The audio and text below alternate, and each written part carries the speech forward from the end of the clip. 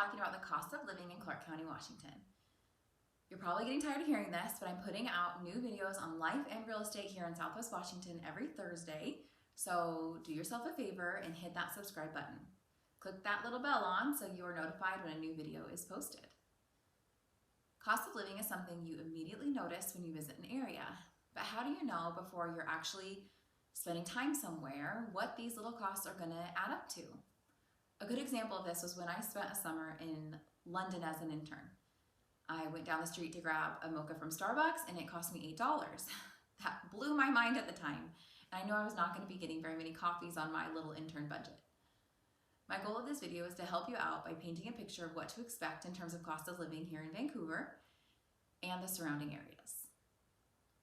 Vancouver, Washington is considered a suburb of Portland, Oregon, although it's in a different state.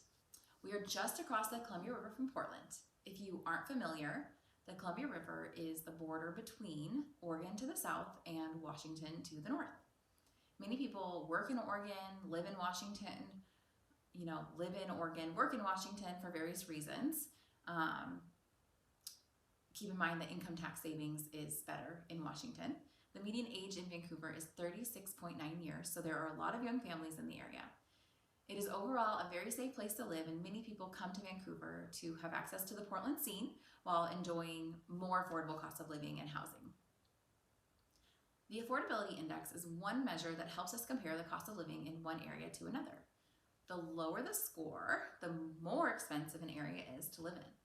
It measures whether or not a typical family earns enough to buy a house with a 30-year mortgage loan without spending more than 25% of their income on the payment.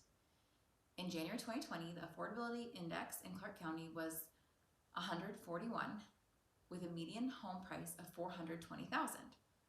For comparison's sake, Seattle's median home price is $620,000. If you're looking at the whole U.S., the West Coast is in general more expensive to live in than other areas.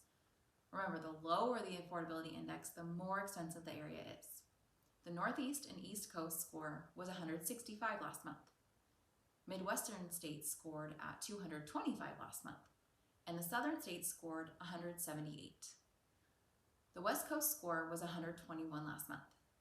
This tells me that while the West Coast is in general less affordable, here in Clark County, Washington, we are more affordable area of the less affordable West Coast. Remember, our score was 141.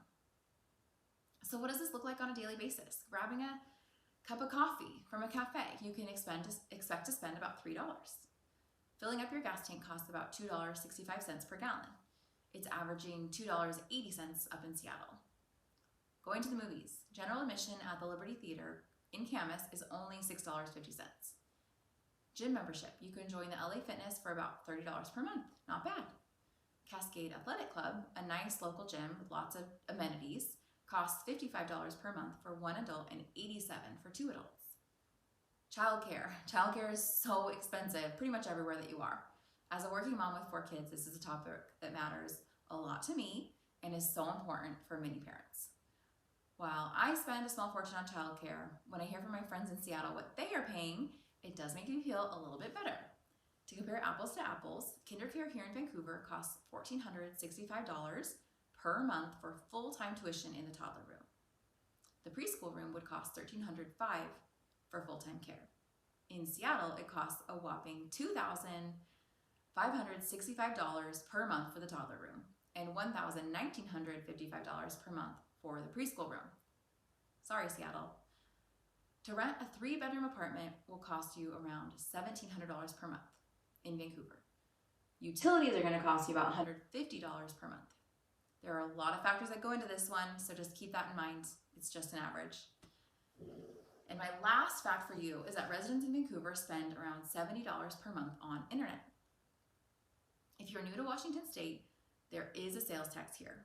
It's 6.5% at the state level and 1.9% in Vancouver for a combined tax of 8.4%. This sales tax applies to retail sales in some services. In my Moving to Vancouver video, I talk about how some people do hop across the river to Oregon for big purchases since there is no sales tax over there. When it's time to sell a home in Washington State, there is an excise tax that you will have to pay.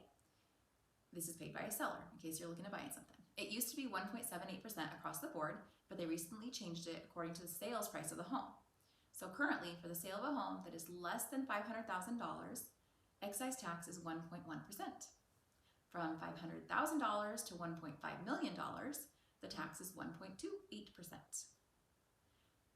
In the price range of $1.5 million to $3 million, the excise tax is 2.75%. Above that $3 million mark, and you are hit with an excise tax of 3% when selling a property. One last tax to mention, property tax. We don't have income tax in the state, but we do have property tax, which varies by community as some school districts get levies passed. The rate is on average 1.28%. This number depends on the tax assessor's judgment as to the value of your property, and the taxes are paid in 2 payments per year.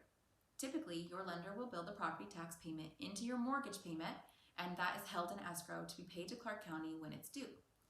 In fact, a lot of financing institutions require this because they don't want you to get behind on your tax payments, as then the county is going to file a lien on your property, and if you still don't pay, that is a definite road to foreclosure. If you're a cash buyer, you'll need to factor this annual expense into your budget. To give you an example of what property taxes are like around Clark County, here are just a couple of examples.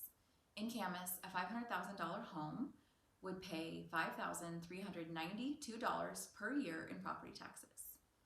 In downtown Vancouver, that same home's taxes would be $100 less at $5,299.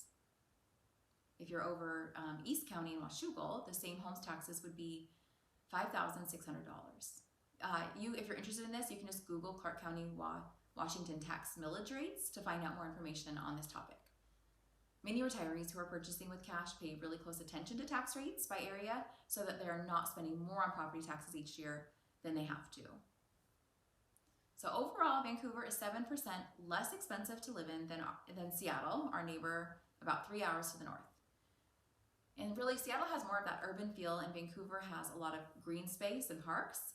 Vancouver is much more kid-friendly versus that city feel of Seattle. Last thing, the median home price in Clark County in 2020 was $405,000.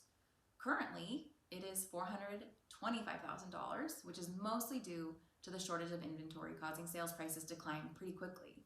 Watch my market update video for more information on what our real estate market is doing here in Clark County right now. Thanks for watching, and don't forget to subscribe.